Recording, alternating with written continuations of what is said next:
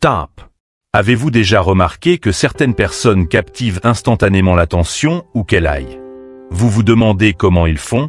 Si vous aussi vous voulez maîtriser l'art de séduire et d'influencer sans même prononcer un mot, alors restez bien jusqu'à la fin de cette vidéo, parce que ce que je vais vous dévoiler peut littéralement transformer votre vie. Bienvenue sur Sagesse en évolution. Aujourd'hui, nous allons plonger dans un sujet qui peut changer radicalement votre façon d'interagir avec le monde. Comment devenir à la fois attirant et influent. Dans cette vidéo, je vais partager avec vous 10 habitudes incontournables que vous devez absolument maîtriser si vous voulez attirer l'attention, susciter l'intérêt et laisser une impression durable partout où vous allez. On ne parle pas seulement d'apparence physique ici, non. Il s'agit de développer un charisme naturel, une présence qui impose le respect et fait en sorte que les gens veuillent naturellement être à vos côtés. Ces habitudes, simples à adopter, sont utilisées par les personnes les plus charismatiques et influentes dans le monde. Vous apprendrez comment la confiance en soi est le premier aimant social, pourquoi écouter est une arme secrète pour captiver n'importe qui, et comment un simple sourire peut ouvrir des portes que vous pensiez fermées.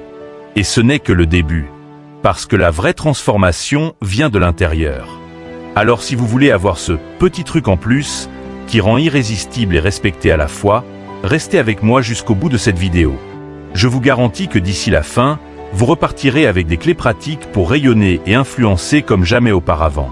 Imagine-toi marcher dans une pièce remplie de personnes que tu ne connais pas. Ton dos est droit, ton regard est ferme et posé, tu avances avec assurance.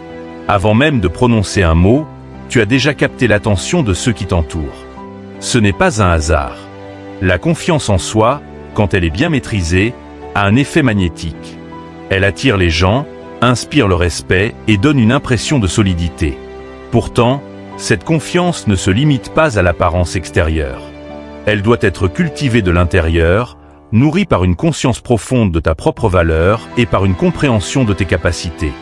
L'une des premières étapes pour bâtir cette confiance réside dans l'adoption d'une posture adéquate. La posture n'est pas seulement un aspect physique. Elle est une déclaration silencieuse au monde de ce que tu ressens à propos de toi-même. As-tu déjà remarqué que lorsque tu te sens découragé ou anxieux, ton corps a tendance à se voûter, tes épaules tombent et ton regard s'évite dans le miroir? Le lien entre corps et esprit est plus puissant que nous ne le croyons. Il a été démontré que se tenir droit, épaules ouvertes, et lever le menton active non seulement des hormones liées à la confiance, comme la testostérone, mais change aussi littéralement la façon dont tu te perçois. Adopte cette posture, même lorsque tu doutes, et tu en ressentiras immédiatement les bienfaits. Ensuite, il y a le langage corporel. Les mots que tu prononces ne sont qu'une partie du message que tu envoies aux autres. Les gestes, la manière dont tu bouges et surtout le contact visuel jouent un rôle clé dans la perception de ta confiance. Regarde les personnes avec assurance, pas de manière agressive, mais avec une tranquillité qui démontre que tu es à l'aise, aussi bien avec toi-même qu'avec ton environnement. Lorsque tu parles, fais-le clairement et lentement, sans précipitation. Une voix calme et posée renforce cette impression d'assurance et de contrôle. Cependant, l'élément le plus crucial dans la construction de la confiance en soi réside dans l'estime que tu as de toi-même. C'est ici que se trouve la fondation. Tu pourrais adopter toutes les postures du monde, avoir un langage corporel impeccable, mais si tu doutes intérieurement de ta valeur, cela finira par transparaître. Construire une solide estime de soi nécessite de faire un travail introspectif profond. Cela commence par te poser une question fondamentale. Qui suis-je et qu'est-ce que j'apporte au monde?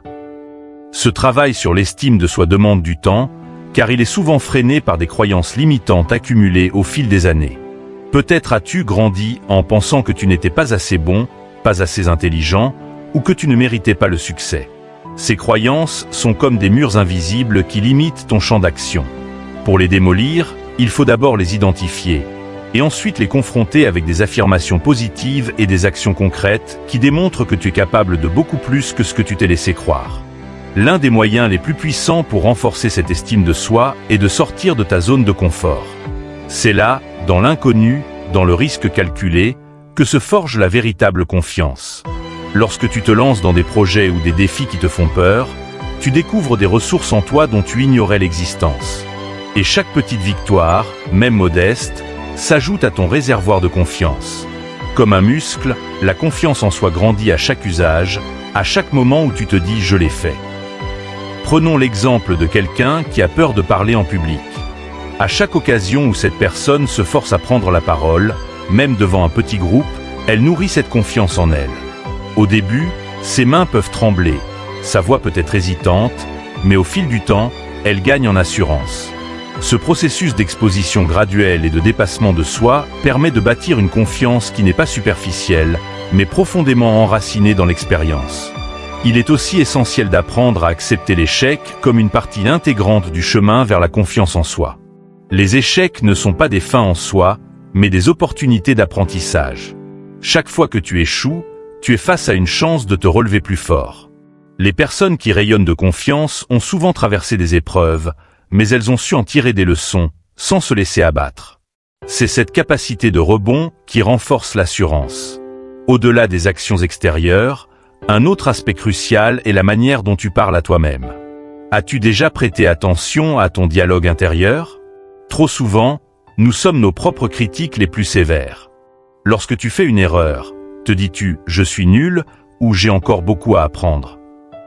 La manière dont tu te parles façonne ta perception de toi-même. Remplace les critiques internes par des encouragements et des affirmations positives. Par exemple, chaque matin, commence ta journée en te rappelant 3 de tes forces, 3 choses dont tu es fier. Cela te mettra dans une dynamique de succès et renforcera ton estime personnelle. Un autre outil puissant pour développer cette confiance est l'environnement dans lequel tu évolues. Entoure-toi de personnes qui te soutiennent, qui croient en toi et qui encouragent ta croissance. Les relations toxiques, les critiques constantes et les jugements négatifs peuvent éroder ta confiance en toi, même si tu travailles fort à la renforcer. Choisir des amis, des mentors ou des collègues qui voient ton potentiel et qui te motivent à t'améliorer est une stratégie simple mais incroyablement efficace pour renforcer ton assurance.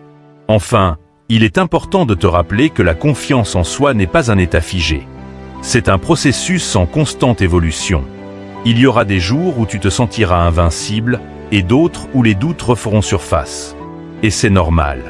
Ce qui compte, c'est de maintenir le cap, de continuer à travailler sur toi-même, à t'améliorer et à te rappeler constamment de ta valeur intrinsèque.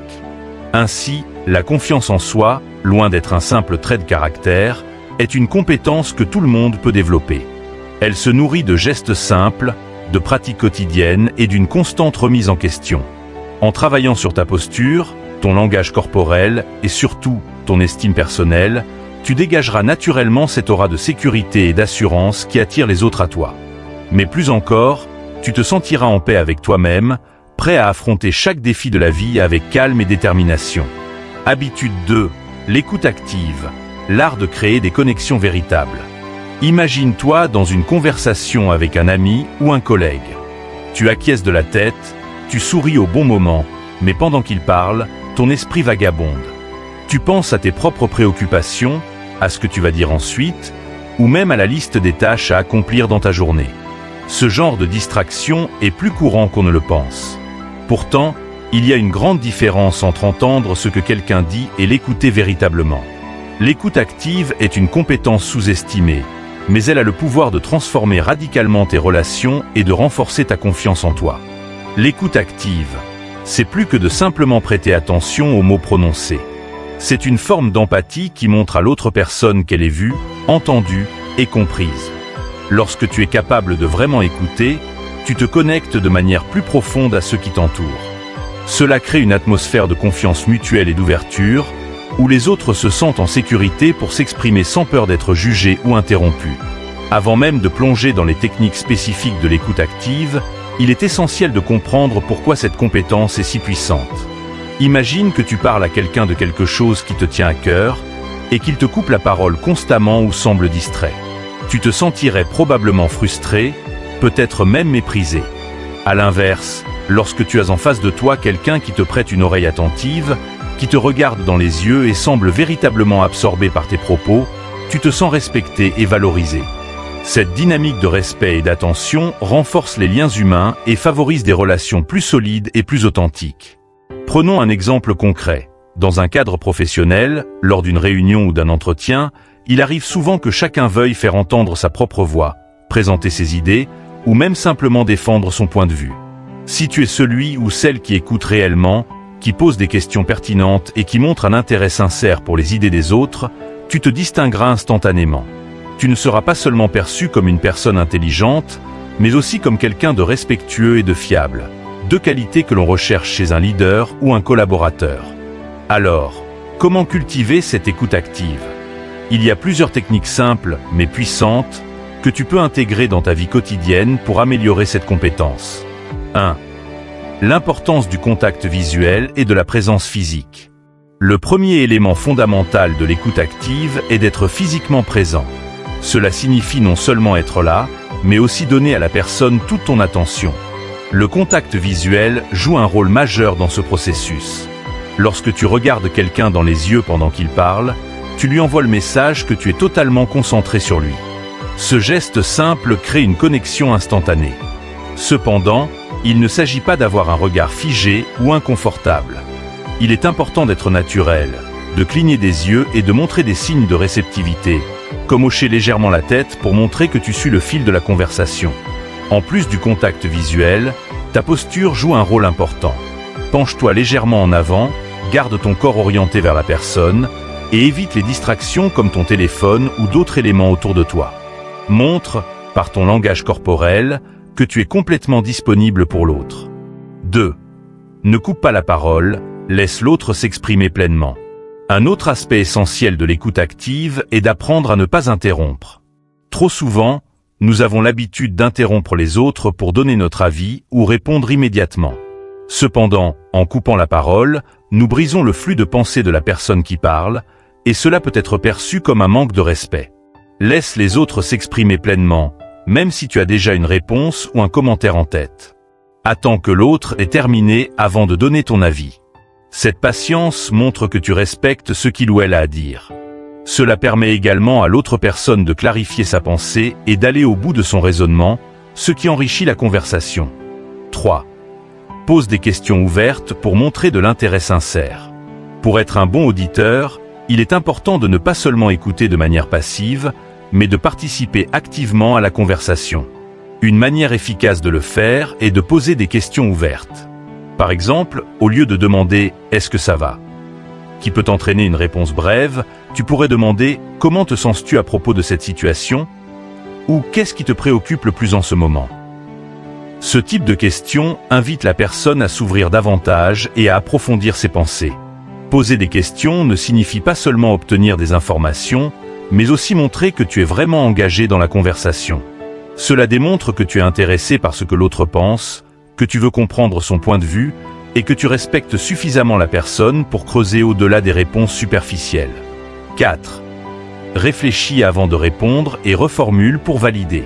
Une autre technique efficace est de reformuler ce que l'autre a dit. Cela montre non seulement que tu écoutes attentivement, mais cela aide aussi à clarifier le message.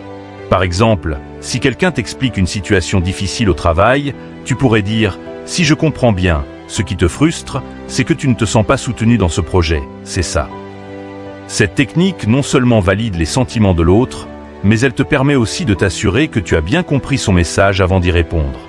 Il est également important de prendre un moment pour réfléchir avant de répondre. Trop souvent, nous sommes pressés de réagir sans vraiment analyser ce que l'autre vient de dire.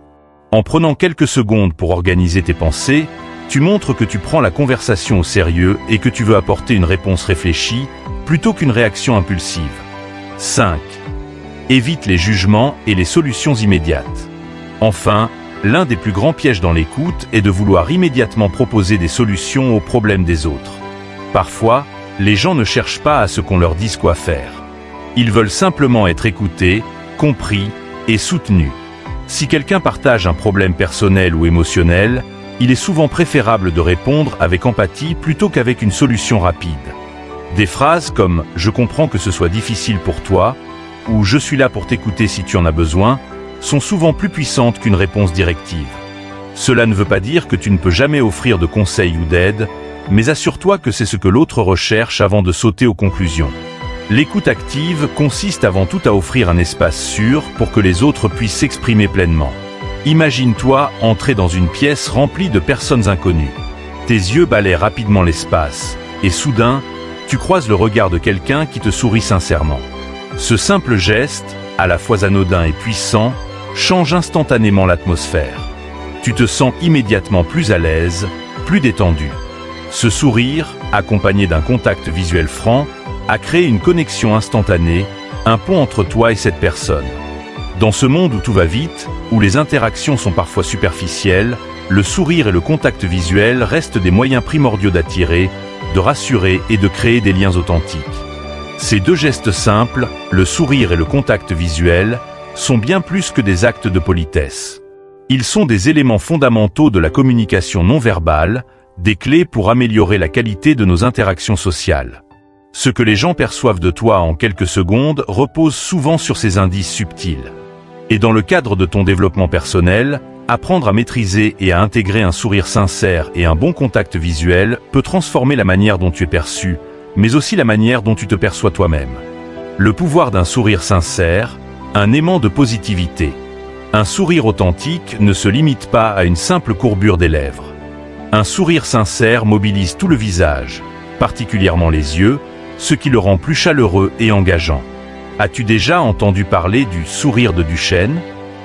C'est ce sourire qui, contrairement au sourire forcé, engage les muscles autour des yeux, créant des rides d'expression qui signalent une véritable émotion.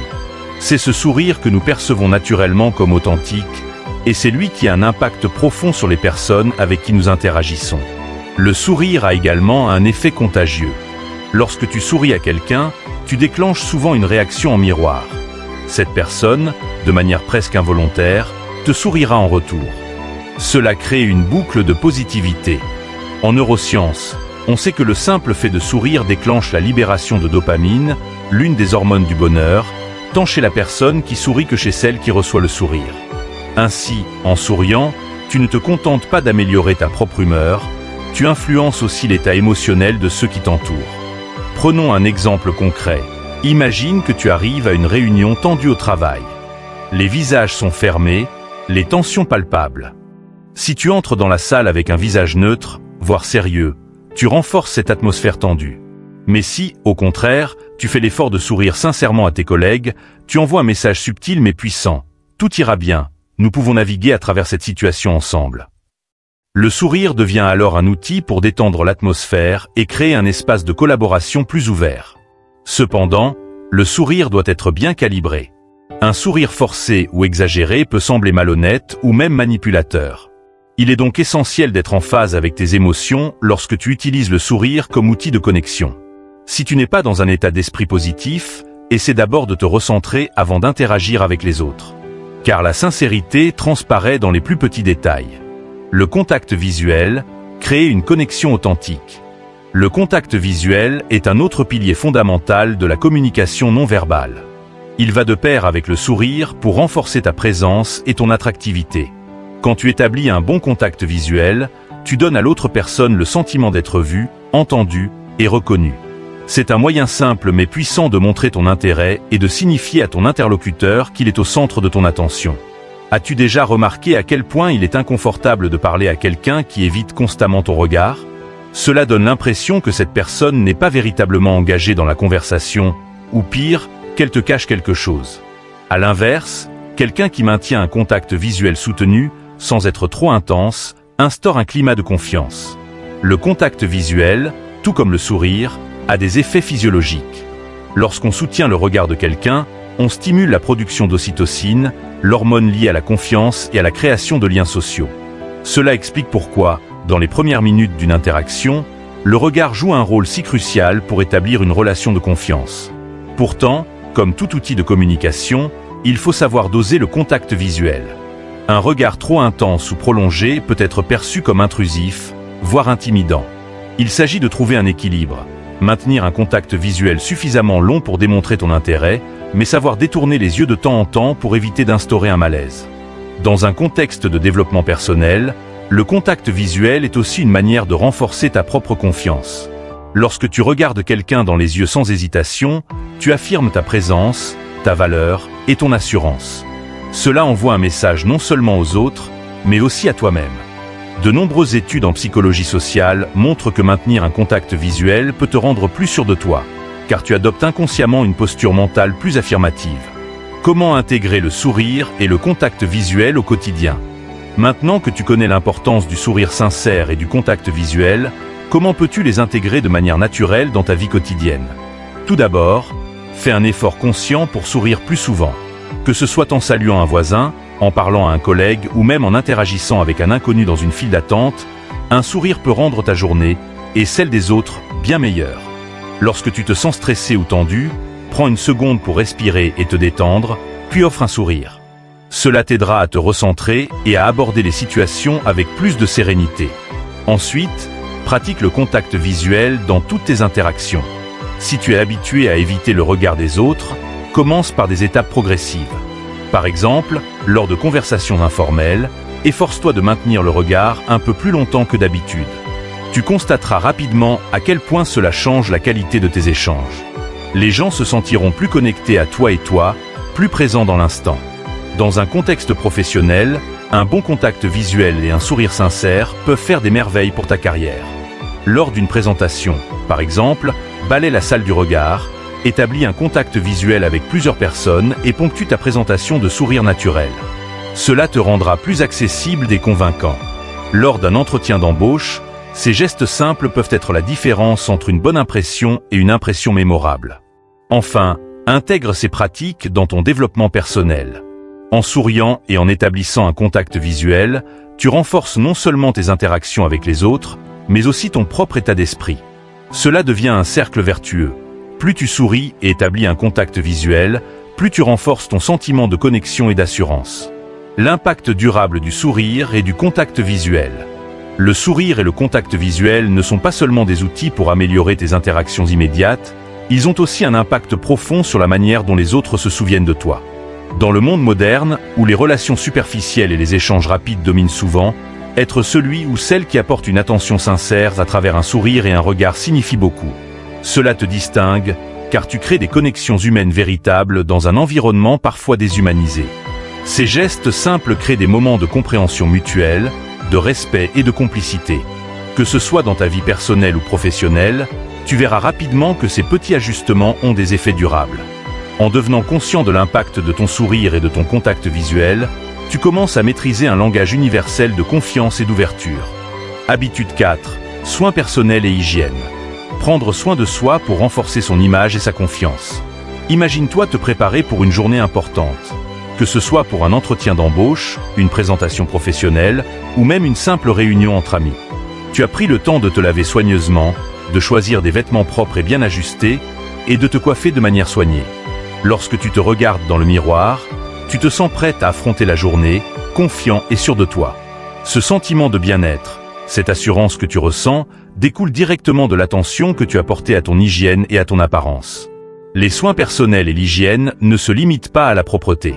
Ils sont une forme d'expression de soi, un moyen de montrer au monde que tu te respectes et que tu accordes de l'importance à ton bien-être. Prendre soin de son apparence est bien plus qu'un simple geste esthétique. C'est un acte qui influence profondément la manière dont tu te sens et dont les autres te perçoivent. Dans un contexte de développement personnel, ces petits gestes quotidiens jouent un rôle clé dans la construction de la confiance en soi et dans la qualité de tes interactions sociales et professionnelles. Pourquoi les soins personnels sont-ils si importants? Nous vivons dans une société où les premières impressions sont souvent basées sur des signaux visuels. Avant même de prononcer un mot, ton apparence parle pour toi. Elle envoie un message subtil sur la façon dont tu te vois et dont tu souhaites être perçu. Une apparence soignée, propre et harmonieuse montre que tu es attentif aux détails, que tu prends soin de toi et que tu respectes non seulement ton propre corps, mais aussi les personnes avec lesquelles tu interagis. Cependant, l'importance des soins personnels ne se limite pas aux autres. Il s'agit également de la manière dont tu te perçois. Lorsque tu prêtes attention à ton hygiène et à ton apparence, tu te sens plus confiant, plus en phase avec toi-même. Cela renforce ton estime de toi, et cette assurance transparaît dans tes actions et tes interactions. En d'autres termes, prendre soin de ton corps et de ton apparence te permet de mieux te sentir dans ta peau, ce qui influence directement la manière dont tu affrontes les défis de la vie quotidienne. Prenons un exemple concret. Imagine que tu te présentes à un entretien d'embauche dans des vêtements froissés, avec les cheveux en désordre et une haleine douteuse. Que ressentirais-tu en entrant dans la salle d'entretien?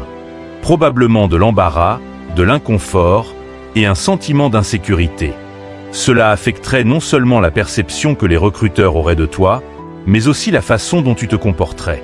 À l'inverse, une apparence soignée te permet d'aborder cette situation avec calme et confiance, en sachant que tu présentes la meilleure version de toi-même. Les fondements d'une bonne hygiène, construire une routine saine. Le point de départ pour soigner ton apparence est une hygiène personnelle irréprochable. Cela peut sembler évident, mais dans le tourbillon de la vie quotidienne, il est facile de négliger certains aspects de notre routine d'hygiène.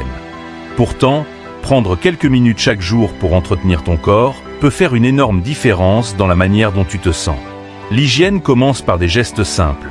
Se laver régulièrement, se brosser les dents au moins 2 fois par jour et utiliser du déodorant. Ces petits gestes ne demandent pas beaucoup d'efforts, mais ils ont un impact considérable sur ta présentation et ton confort. L'utilisation de produits adaptés à ton type de peau ou de cheveux peut également faire une grande différence dans l'apparence générale de ton visage et de ton corps. Ensuite, il est important de prêter attention à l'hygiène bucco-dentaire. Un sourire éclatant et une haleine fraîche ne passent jamais inaperçus. Au-delà des bénéfices esthétiques, maintenir une bonne hygiène dentaire est essentiel pour éviter des problèmes plus graves, comme les caries ou les infections. Un petit investissement dans des soins dentaires réguliers te permettra de maintenir une apparence saine et soignée. Prendre soin de ses cheveux et de sa peau, des signes extérieurs de santé. L'apparence de tes cheveux et de ta peau est l'un des premiers éléments que les autres remarquent chez toi. Une peau propre et bien hydratée, ainsi que des cheveux propres et bien entretenus, sont des signes extérieurs de bonne santé. Tu n'as pas besoin d'adopter une routine complexe ou d'investir dans des produits coûteux. L'important est de trouver une routine simple et adaptée à ton type de peau et de cheveux, et de la suivre avec régularité. Pour les cheveux, une coupe régulière et l'utilisation de shampoings et d'après-shampoings adaptés suffit généralement à donner une apparence soignée. Si tes cheveux sont bouclés, lisses ou crépus, choisis des produits qui les nourrissent et les mettent en valeur sans les alourdir. Si tu as la peau sèche, un hydratant quotidien peut t'aider à éviter les irritations et à garder une peau souple et lumineuse. Dans tous les cas, une peau et des cheveux en bonne santé reflètent souvent une attention portée à ton bien-être intérieur. Boire suffisamment d'eau, adopter une alimentation équilibrée et faire de l'exercice physique régulier sont autant de moyens simples pour maintenir une apparence extérieure éclatante et pleine de vitalité. Les vêtements, plus qu'une simple question de style. Les vêtements que tu portes sont une autre composante essentielle de ta présentation. Ils envoient un message sur la manière dont tu te perçois et souhaitent être perçu par les autres. Porteur des vêtements propres, bien ajustés et appropriés à chaque situation est un moyen efficace d'affirmer ta confiance en toi et de renforcer l'image que tu projettes. Il ne s'agit pas ici de suivre aveuglément la mode ou de porter des marques coûteuses. L'important est de choisir des vêtements qui te mettent à l'aise, qui reflètent ta personnalité et qui sont adaptés au contexte dans lequel tu te trouves. Une tenue adaptée au travail, par exemple, peut te permettre de dégager une impression de professionnalisme et de sérieux, tandis qu'une tenue plus décontractée pour un week-end entre amis peut montrer une facette plus détendue et accessible de ta personnalité. Lorsque tu choisis tes vêtements, veille à ce qu'ils soient propres, repassés et en bon état. Même une tenue simple peut paraître élégante si elle est bien entretenue. Prends également le temps de choisir des pièces qui correspondent à ta morphologie et qui te mettent en valeur. Des vêtements bien ajustés renforcent ta posture et ton allure générale. Le soin personnel et l'impact psychologique, se sentir bien dans sa peau. Prendre soin de son apparence a un effet profond sur ta psychologie. Quand tu te regardes dans le miroir et que tu vois une image soignée, propre et en harmonie avec toi-même, tu te sens naturellement plus confiant et prêt à affronter la journée. À l'inverse, lorsque tu négliges ton apparence, cela peut affecter ton humeur et ta motivation. Le soin personnel n'est pas seulement un acte physique, c'est aussi un acte d'amour envers toi-même. Il te permet de renforcer ta propre valeur et de rappeler que tu mérites de prendre du temps pour toi.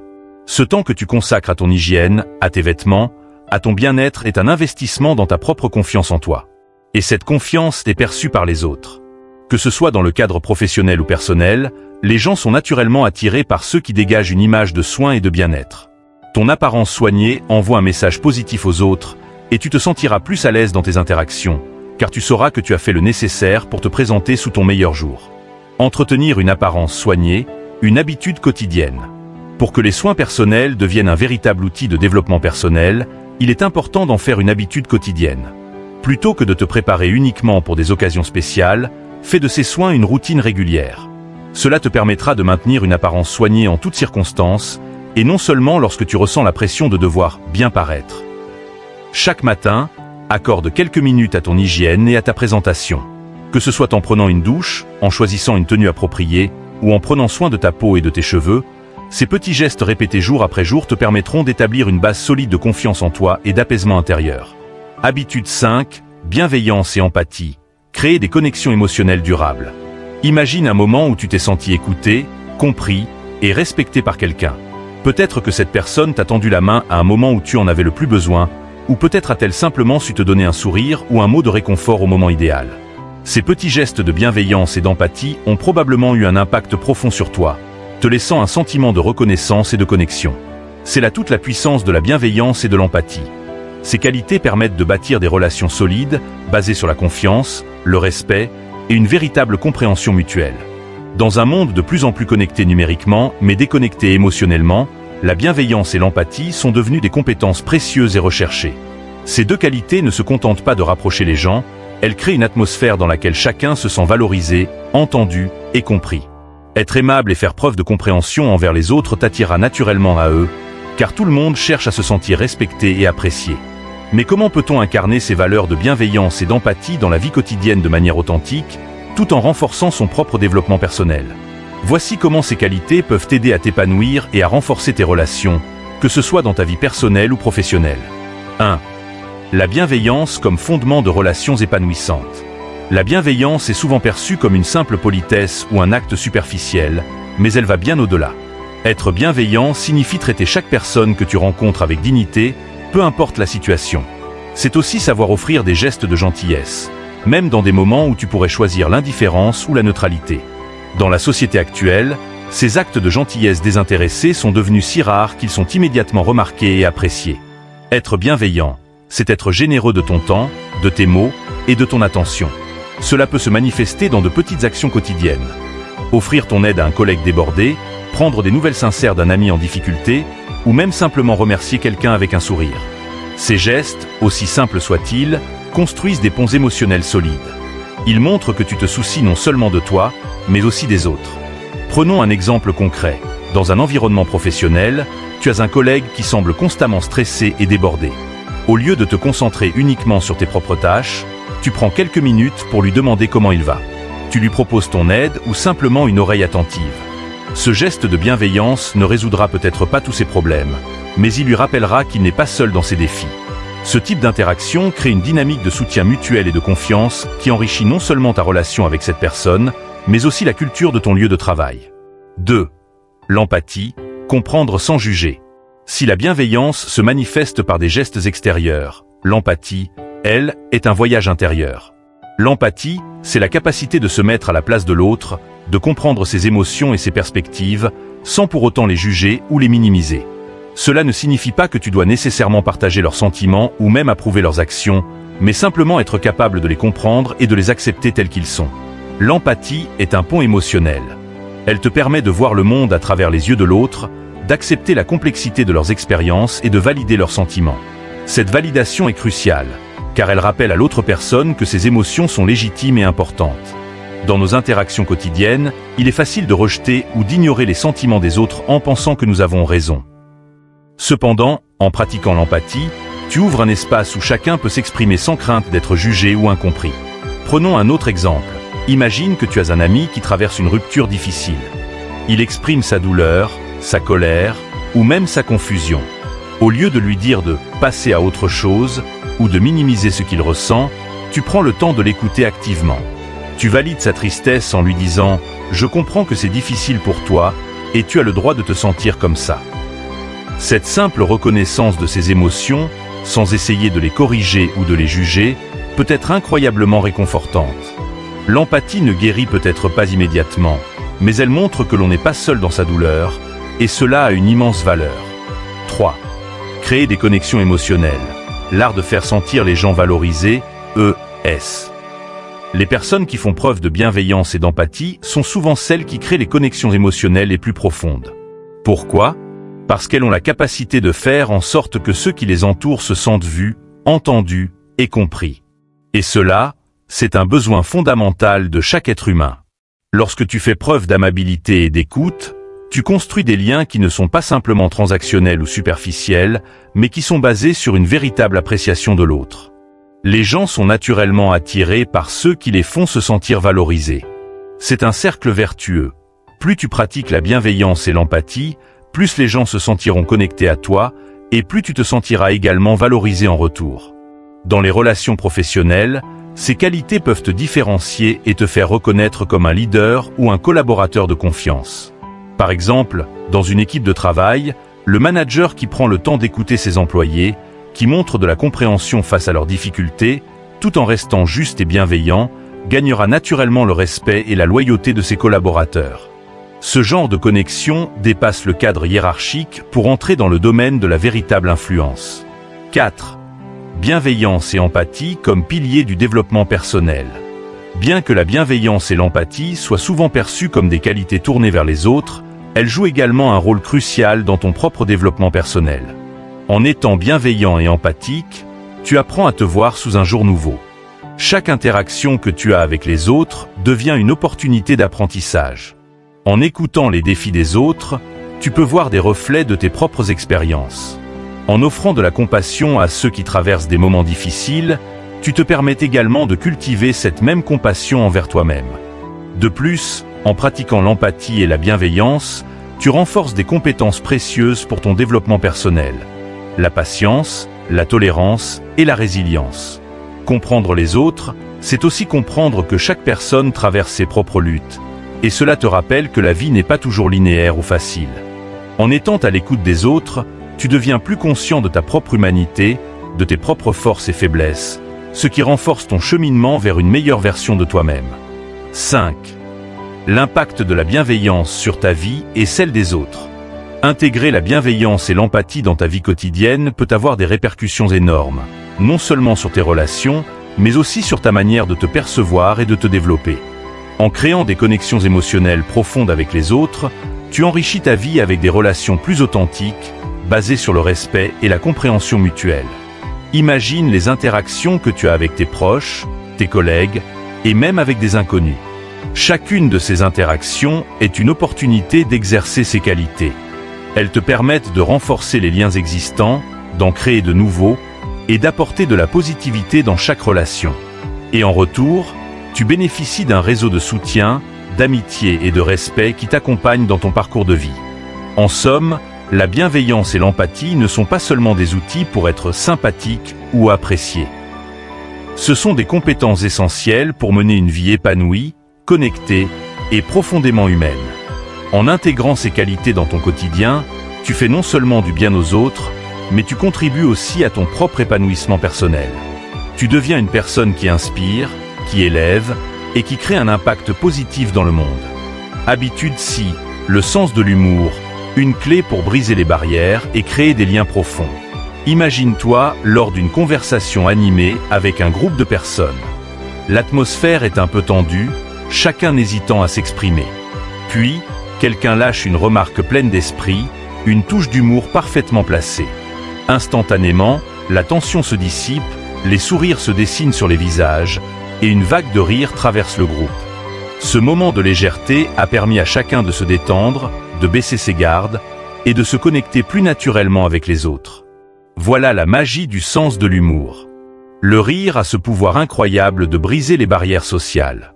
Il crée un terrain commun où les gens peuvent se rencontrer, malgré leurs différences.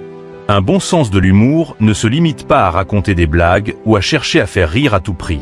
C'est plutôt la capacité d'apporter de la légèreté, de détendre les situations difficiles et de se connecter aux autres d'une manière naturelle et agréable.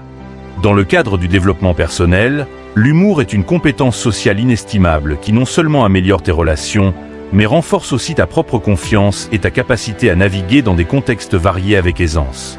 Mais attention, un bon sens de l'humour ne consiste pas à être constamment le clown du groupe ou à forcer les rires.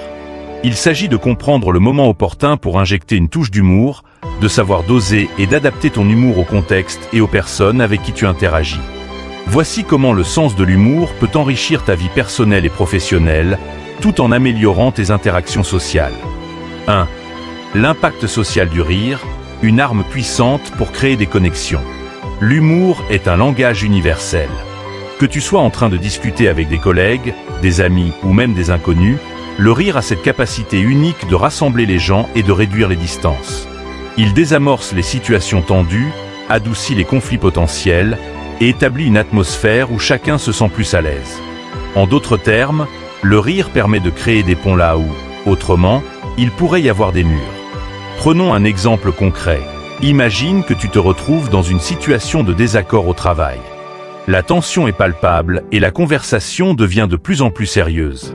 À ce moment-là, une remarque subtilement humoristique, non pas pour minimiser le problème, mais pour alléger l'atmosphère, peut faire toute la différence. Par exemple, dire avec un sourire « Je crois que ce tableau a déjà plus d'opinion que nous tous ici réunis ». Cela peut désarmer les esprits, ramener un peu de légèreté et permettre à la discussion de continuer de manière plus fluide et ouverte. Le rire est une forme de langage corporel qui permet aux gens de se détendre et de baisser leurs défenses. Lorsqu'une personne fait preuve d'humour, elle se montre souvent plus accessible et moins menaçante. En riant ensemble, les gens se sentent liés par une expérience commune, ce qui renforce les relations et crée des souvenirs partagés. 2. L'authenticité dans l'humour, éviter de forcer les rires. L'humour, pour être réellement efficace, doit être sincère. Forcer des blagues ou essayer constamment de faire rire pour attirer l'attention peut, au contraire, avoir l'effet inverse. Cela peut donner l'impression que tu cherches désespérément l'approbation ou que tu ne prends pas les choses au sérieux quand il le faudrait. Un humour forcé peut rapidement devenir épuisant pour ceux qui t'entourent et peut même te faire perdre de la crédibilité. Au lieu de cela, cultive un humour qui est authentique, en accord avec ta personnalité. Si tu es naturellement plus introverti ou réservé, ton humour pourrait être plus subtil, basé sur des observations fines ou des jeux de mots discrets.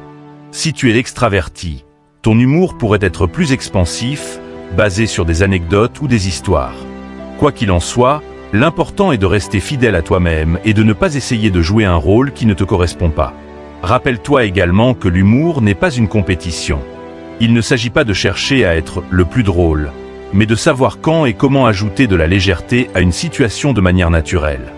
Un bon sens de l'humour est souvent subtil et s'adapte au moment. Il ne cherche pas à dominer la conversation, mais à enrichir les échanges. 3. L'utilisation stratégique de l'humour en développement personnel. Le sens de l'humour est aussi un outil puissant pour ton propre développement personnel. Face aux défis, aux échecs ou aux moments de doute, savoir rire de soi peut faire toute la différence.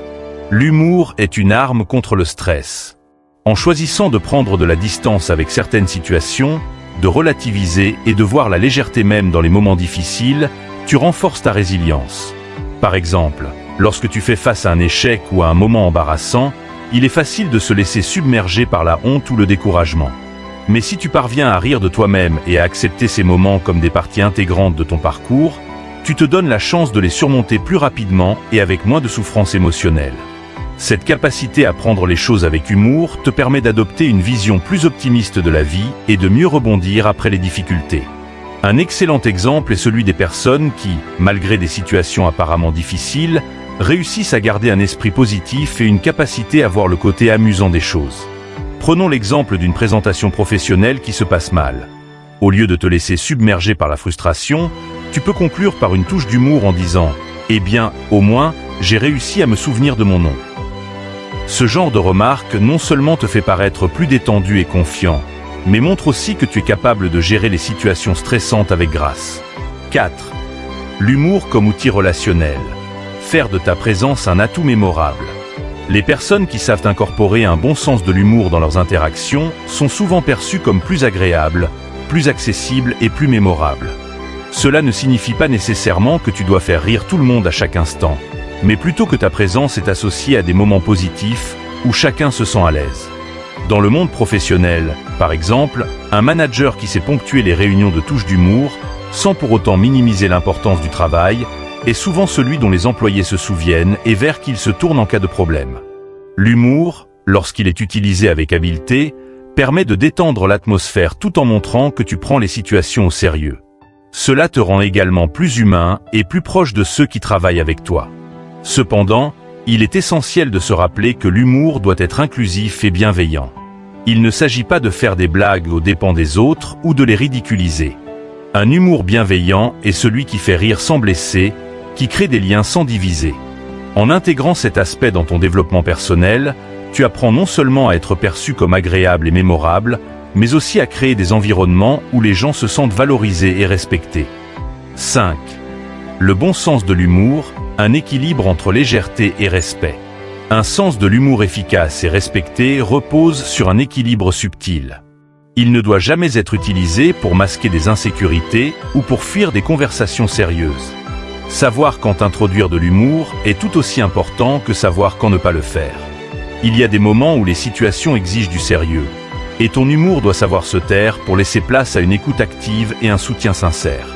L'humour devient un véritable atout lorsque tu l'utilises pour améliorer des situations, pas pour les éviter. Par exemple, dans une discussion où quelqu'un exprime sa tristesse ou ses difficultés, l'humour peut, dans certaines circonstances, offrir un soulagement bienvenu, mais il doit être utilisé avec une extrême sensibilité. Le but n'est pas de minimiser la douleur de l'autre, mais parfois d'offrir une échappatoire douce à la pression émotionnelle. 6.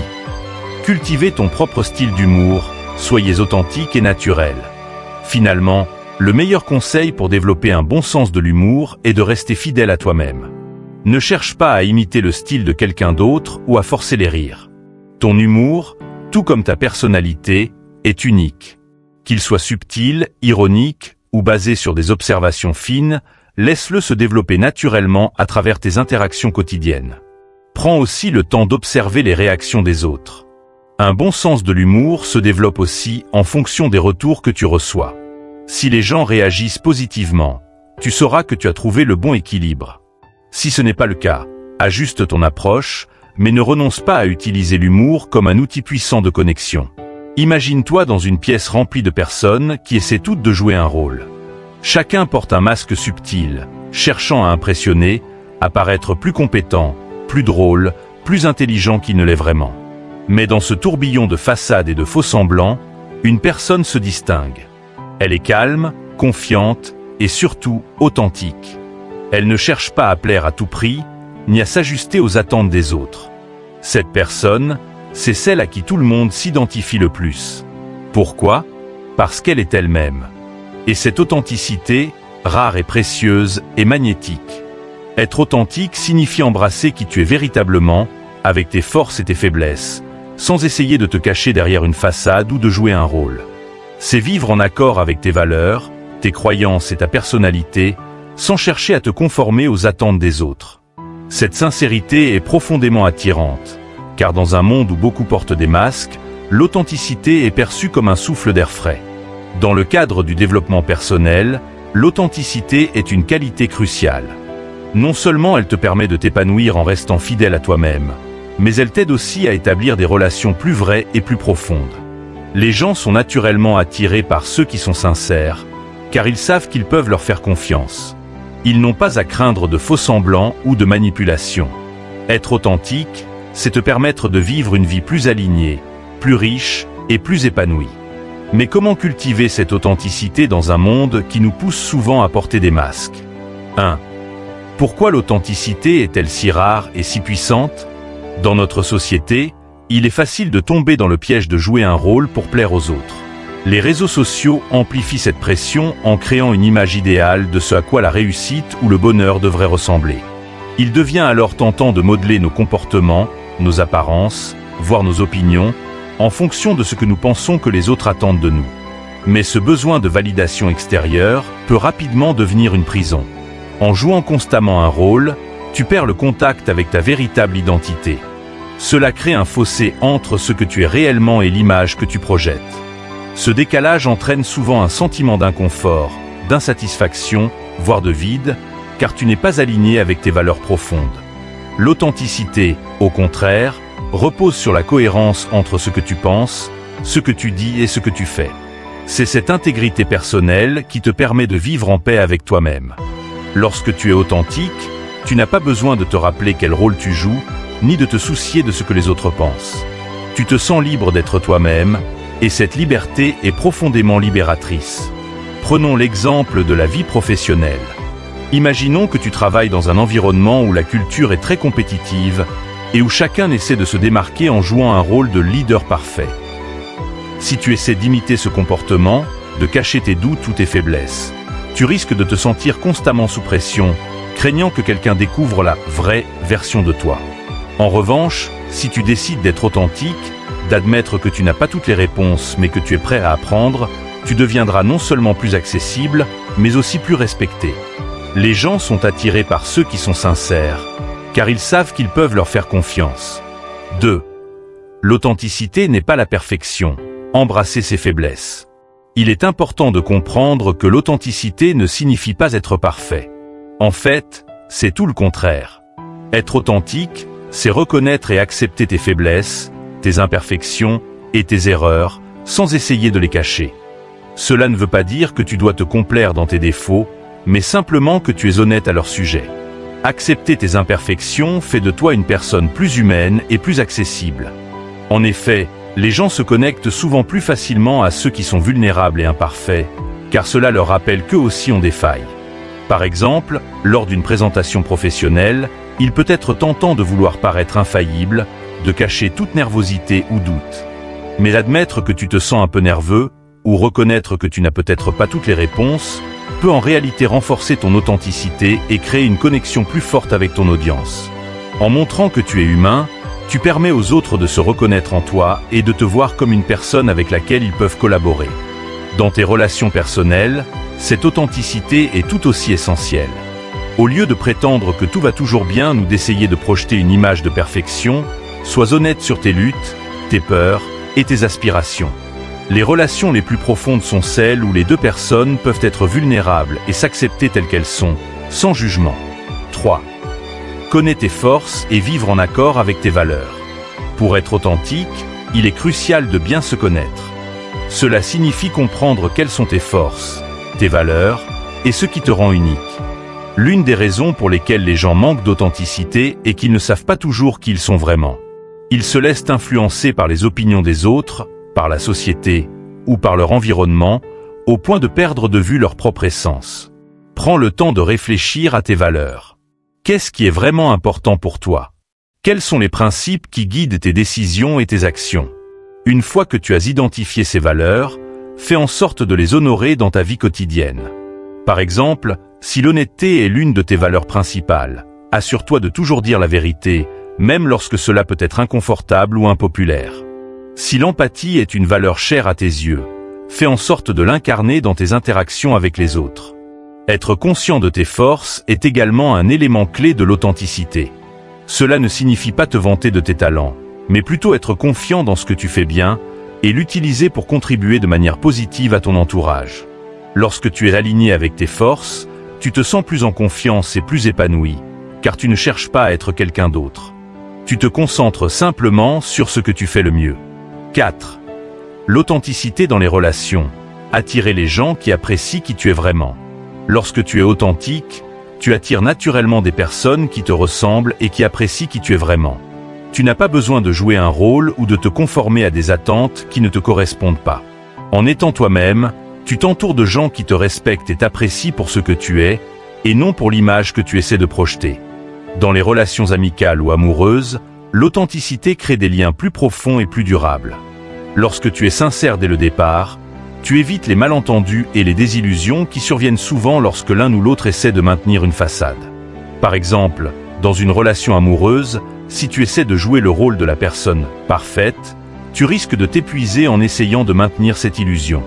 Mais si tu te présentes tel que tu es, avec tes qualités et tes défauts, tu crées une base solide de respect et de confiance. 5. Être authentique sans céder à la pression sociale. Être authentique peut parfois être un défi, surtout dans des environnements où la pression sociale est forte. Il peut être tentant de se conformer, de suivre le troupeau, et de jouer un rôle pour éviter d'être critiqué ou rejeté. Cependant, l'authenticité exige du courage. C'est avoir la force de rester fidèle à soi-même, même lorsque cela signifie être différent ou aller à contre-courant. Prenons l'exemple d'un environnement de travail où la culture est basée sur la compétition acharnée. Si tes valeurs reposent davantage sur la collaboration et le respect mutuel, tu pourrais te sentir en décalage avec cette mentalité. Au lieu d'adopter une attitude compétitive qui ne te correspond pas, tu pourrais choisir de rester fidèle à tes principes, même si cela signifie ne pas suivre la majorité.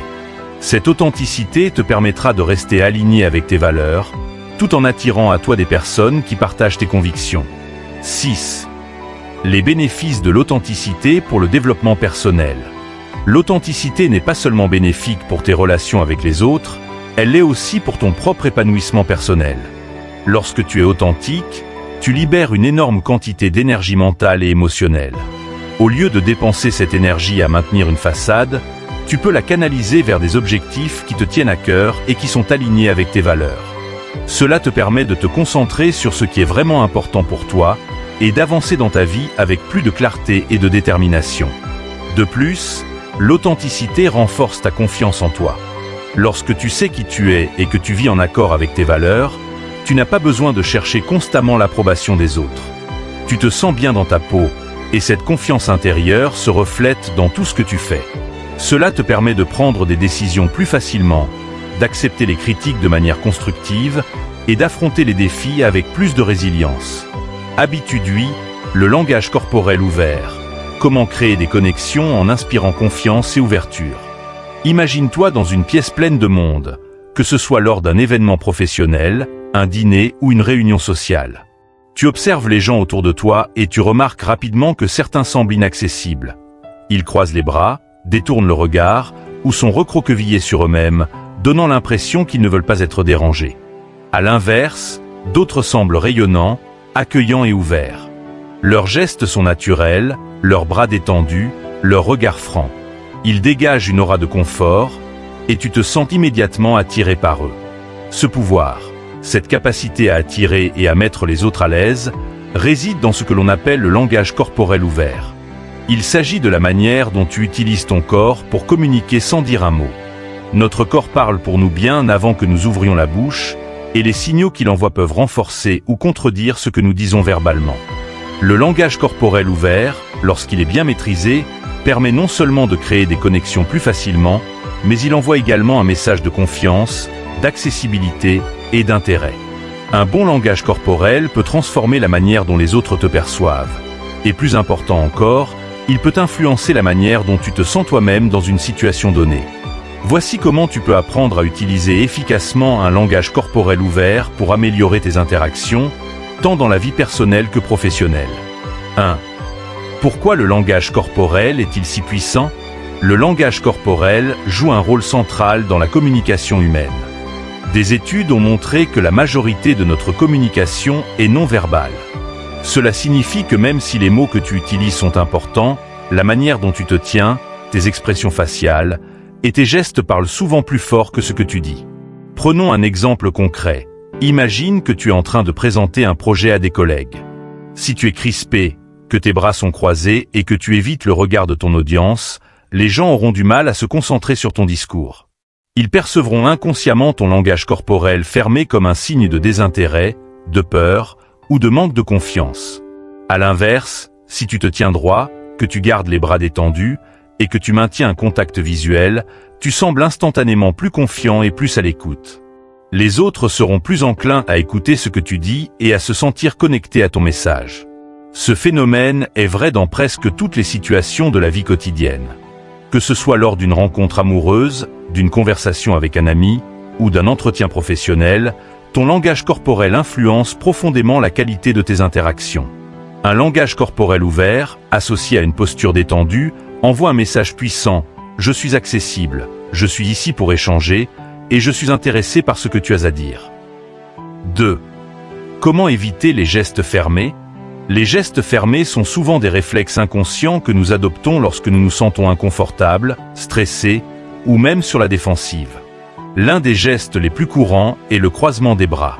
Ce geste, bien qu'il puisse sembler anodin, est souvent interprété comme un signe de fermeture, de réticence ou de désintérêt.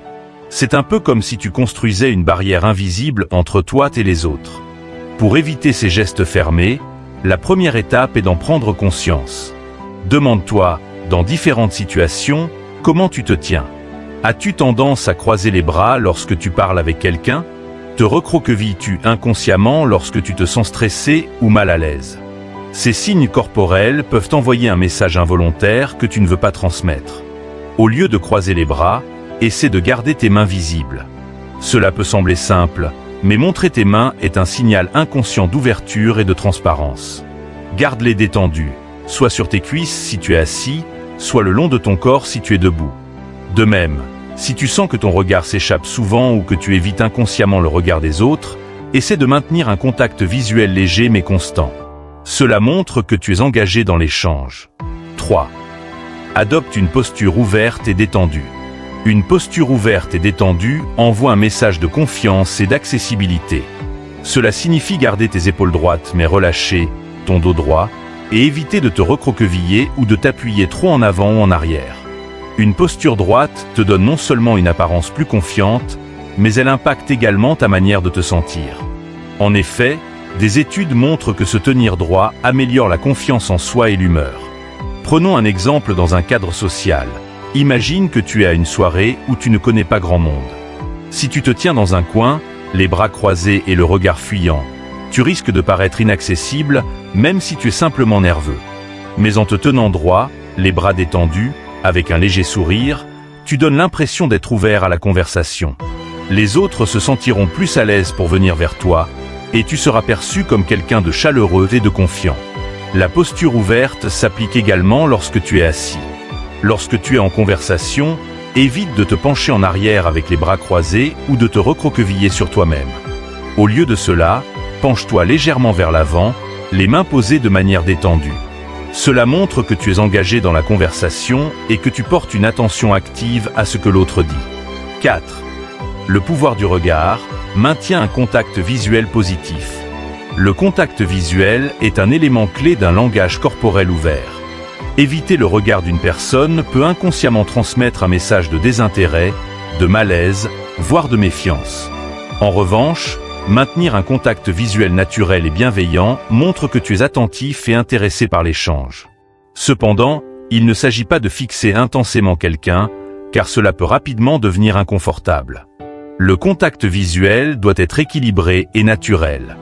Lorsque tu parles, essaie de maintenir le regard de ton interlocuteur environ 60 à 70% du temps. Si tu sens que le contact visuel devient trop intense, tu peux détourner le regard de manière légère, mais évite de regarder tes pieds ou de fixer des objets autour de toi, car cela peut signaler un manque de confiance. Dans les discussions importantes ou lors d'un entretien d'embauche, un bon contact visuel peut renforcer ton message et montrer que tu es engagé dans l'échange. Si tu es nerveux à l'idée de maintenir un contact visuel, pratique avec des amis ou devant un miroir. Avec le temps, cela deviendra plus naturel et plus confortable. 5. Utilise tes mains pour renforcer tes paroles. Les gestes des mains sont également essentiels pour adopter un langage corporel ouvert. Utiliser tes mains pour accompagner tes paroles renforce ton message et rend ta communication plus vivante. Les gens ont tendance à faire confiance aux personnes qui utilisent naturellement leurs mains en parlant, car cela donne l'impression que leurs paroles sont sincères et bien pensées. Par exemple, lorsque tu expliques un concept ou une idée, utiliser tes mains pour illustrer ce que tu dis rendra ton message plus visuel et plus engageant. Cependant, évite de trop gesticuler ou d'agiter les mains de manière nerveuse, car cela peut sembler exagéré et distrayant. 6. L'ouverture dans les interactions sociales. Un langage corporel ouvert est particulièrement important dans les interactions sociales. Si tu veux nouer des relations positives, que ce soit avec des amis, des collègues ou même lors de rencontres amoureuses, adopter une posture accueillante et détendue facilite les connexions. Les gens se sentent plus à l'aise avec toi, car ton langage corporel montre que tu es accessible et que tu t'intéresses sincèrement à eux. Prenons l'exemple d'une rencontre amicale. Si, en parlant à quelqu'un, tu gardes les bras croisés, regardes autour de toi, ou ne fais pas face à ton interlocuteur, la personne peut sentir que tu es désintéressé. En revanche, si tu fais face à la personne, les bras détendus, le regard engageant et que tu ponctues la conversation de gestes ouverts, la personne se sentira écoutée et valorisée. Cela rendra la relation plus agréable et plus profonde. 7. Le langage corporel ouvert dans le développement personnel. Dans ton parcours de développement personnel, apprendre à adopter un langage corporel ouvert peut transformer non seulement la manière dont les autres te perçoivent, mais aussi comment tu te sens dans ta propre peau. En travaillant sur ta posture, en évitant les gestes fermés et en cultivant une attitude ouverte, tu renforces ta confiance en toi et ton aisance sociale. Cette maîtrise du langage corporel te permet d'aborder chaque situation, qu'elle soit professionnelle ou personnelle, avec plus de confort et de sérénité. Le langage corporel n'est pas seulement une forme de communication avec les autres, c'est aussi une manière de communiquer avec toi-même. Lorsque tu adoptes une posture ouverte et détendue, tu envoies à ton propre cerveau des signaux de confiance et de calme, ce qui t'aide à te sentir plus sûr de toi dans toutes les situations. Habitude 9. Passion et curiosity. Less catalysts de connections et inspiration.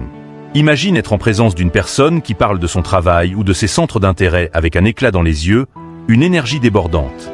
Ce genre de personne capte instantanément l'attention, non pas parce qu'elle essaie d'impressionner, mais parce que son enthousiasme est contagieux.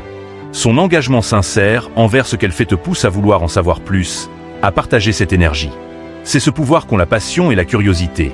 Elle crée des ponts, attire les autres et inspire. La passion est bien plus qu'un simple enthousiasme momentané. Elle découle d'un profond intérêt pour ce que tu fais ou pour les sujets qui t'animent. La curiosité, quant à elle, est cette soif d'apprendre, d'explorer, de découvrir ce que le monde a à offrir. Ensemble, elles forment une dynamique puissante, capable de transformer non seulement ta propre vie, mais aussi celle des autres. En adoptant une attitude passionnée et curieuse, tu deviens naturellement plus engageant, plus inspirant, et tu attires à toi des personnes qui partagent cette envie de découvrir et de grandir. Que ce soit dans ton travail, dans tes loisirs ou dans tes relations, exprimer ta passion et ta curiosité peut changer la manière dont les autres te perçoivent, tout en enrichissant profondément ta vie. Voici comment ces qualités peuvent renforcer tes connexions humaines, alimenter ton développement personnel et t'aider à vivre une vie plus épanouie. 1. La puissance de la passion. Ce qui t'anime, inspire les autres. Il y a quelque chose de magnétique chez les personnes qui sont passionnées par ce qu'elles font. Que ce soit un artiste parlant de son travail, un entrepreneur parlant de son projet, ou même un ami racontant une histoire qu'il aime, leur passion est palpable. Lorsque quelqu'un parle avec passion, cela ne se limite pas à des mots. C'est tout leur être qui s'anime. Leur regard s'illumine, leur voix prend des nuances, et leurs gestes suivent leur enthousiasme. C'est un élan qui attire naturellement l'attention et fait vibrer ceux qui écoutent. Prenons un exemple concret. Imagine que tu parles de ton projet professionnel lors d'une réunion. Si tu présentes tes idées avec indifférence ou simplement pour passer au travers, les autres risquent de décrocher rapidement. Mais si tu abordes le sujet avec passion, si tu montres à quel point ce projet te tient à cœur et pourquoi il est important, ton enthousiasme devient contagieux. Les autres se sentiront plus engagés, non seulement parce qu'ils écoutent tes idées, mais parce qu'ils ressentent ton énergie et ta motivation. Cette dynamique est valable dans toutes les sphères de ta vie. Que ce soit lors d'une conversation informelle avec des amis ou dans un cadre plus formel comme le travail, montrer ta passion renforce ton message. Les gens sont attirés par ceux qui sont engagés, car cela les inspire à être eux-mêmes plus investis dans ce qu'ils font. 2. La curiosité, une soif d'apprendre qui éveille l'esprit. La curiosité est l'une des forces les plus puissantes pour créer des connexions humaines et pour alimenter ton propre développement. Une personne curieuse est une personne qui veut constamment apprendre, explorer de nouvelles idées et comprendre le monde sous toutes ses facettes. La curiosité est également un excellent moyen de renforcer tes relations, car elle montre un véritable intérêt pour les autres. Être curieux signifie poser des questions, aller au-delà des apparences superficielles et chercher à comprendre ce qui anime les gens.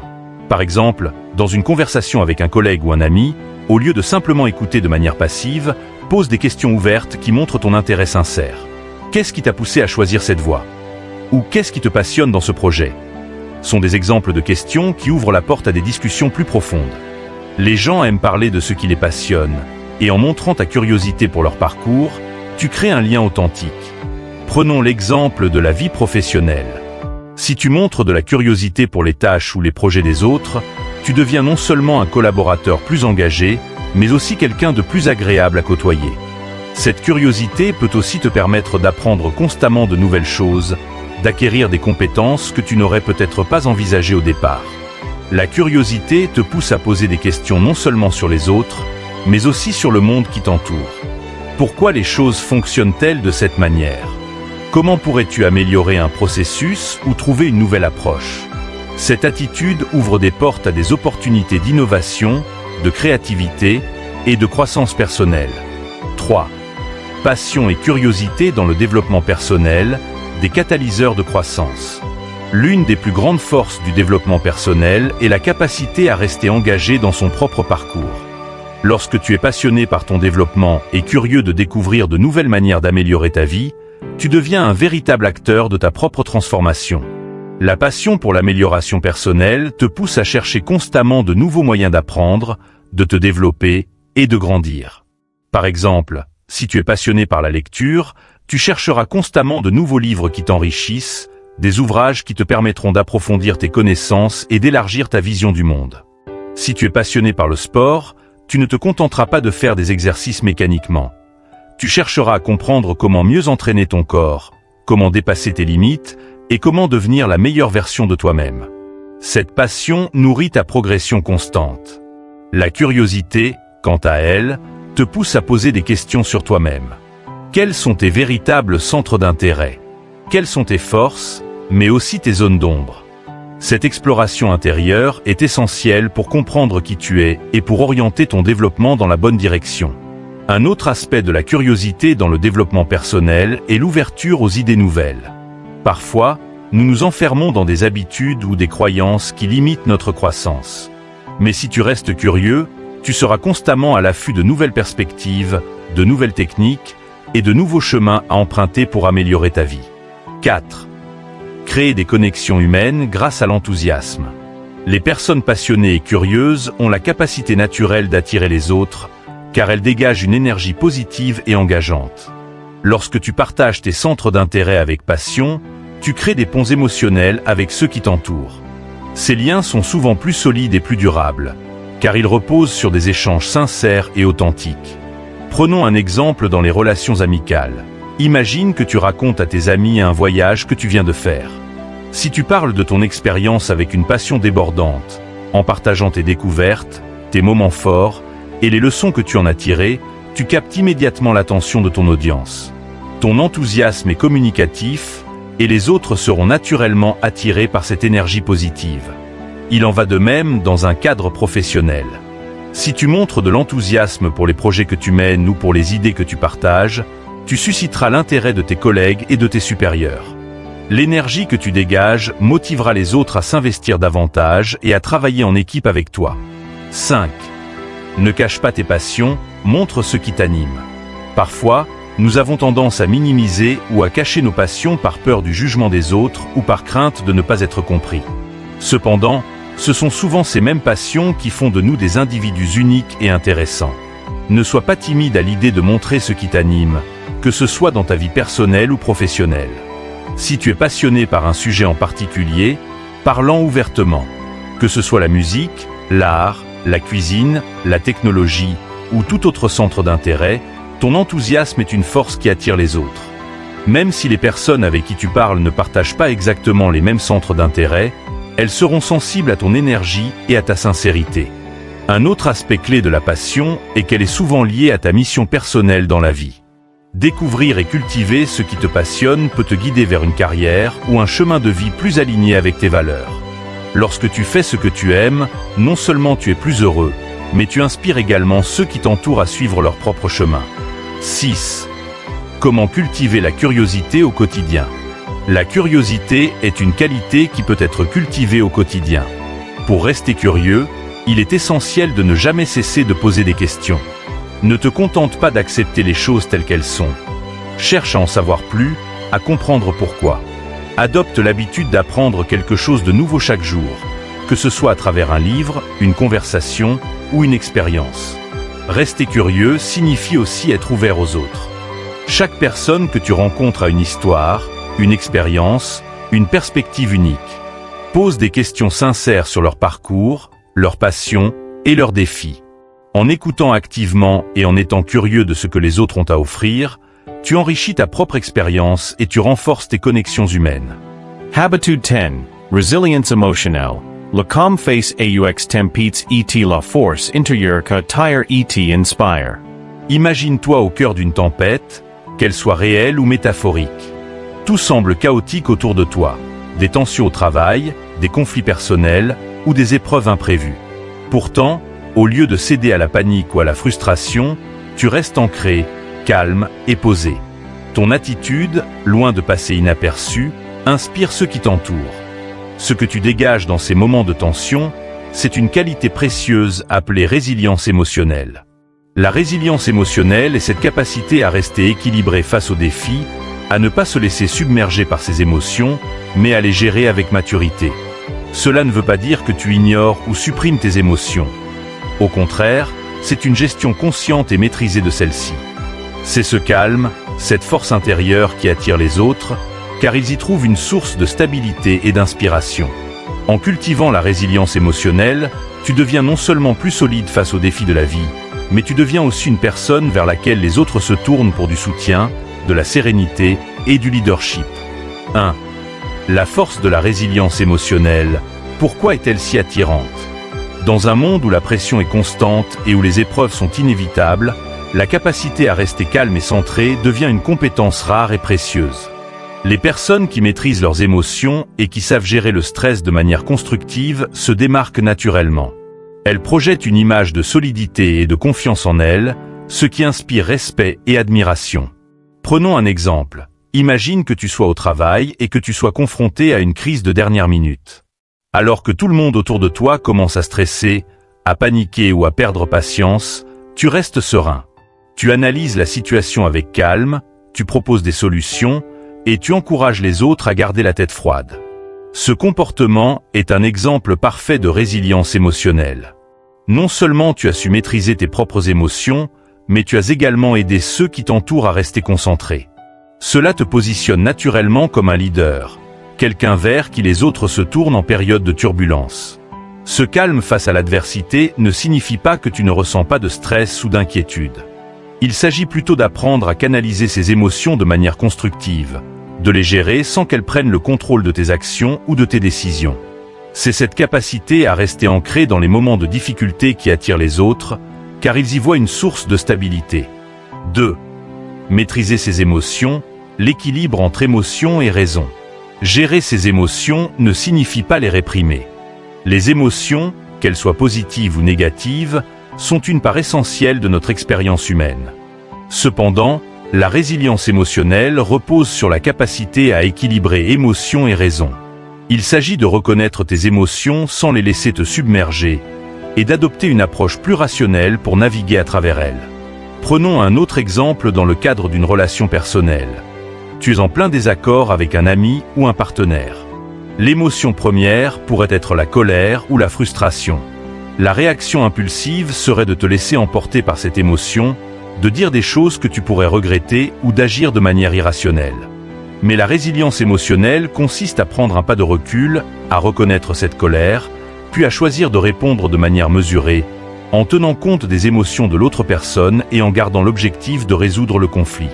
Cela montre non seulement de la maturité, mais aussi une véritable maîtrise de soi, ce qui renforce la qualité de la relation. 3.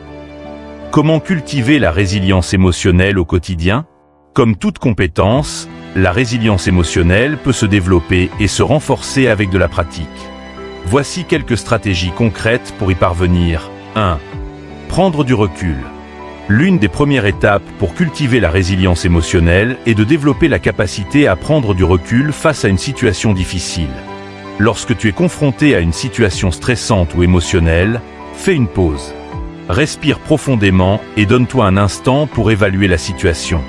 En prenant quelques secondes pour te recentrer, tu réduis l'intensité de l'émotion et tu es plus enclin à réagir de manière réfléchie plutôt que de manière impulsive. Prenons un exemple dans la vie professionnelle. Un collègue critique ton travail injustement et ton premier instinct est de te défendre immédiatement, peut-être avec une certaine agressivité.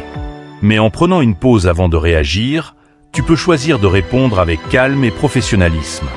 Ce geste simple de recul te permet de mieux gérer la situation tout en préservant ta dignité.